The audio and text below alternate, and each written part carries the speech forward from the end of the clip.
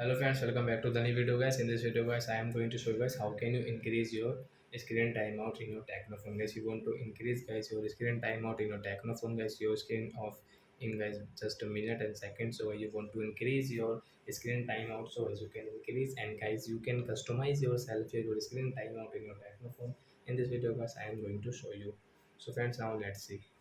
So first of all guys, open your phone setting to increase your screen timeout.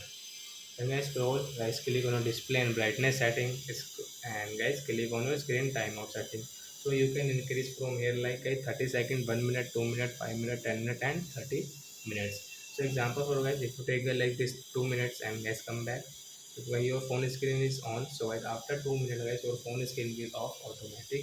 And guys you want to customize, and guys you want to increase in guys 10 minutes. So guys again come here and guys click on your 10 minutes. Then guys you can see after 10 minutes of inactivity means guys after 10 minutes guys your phone screen will off automatic.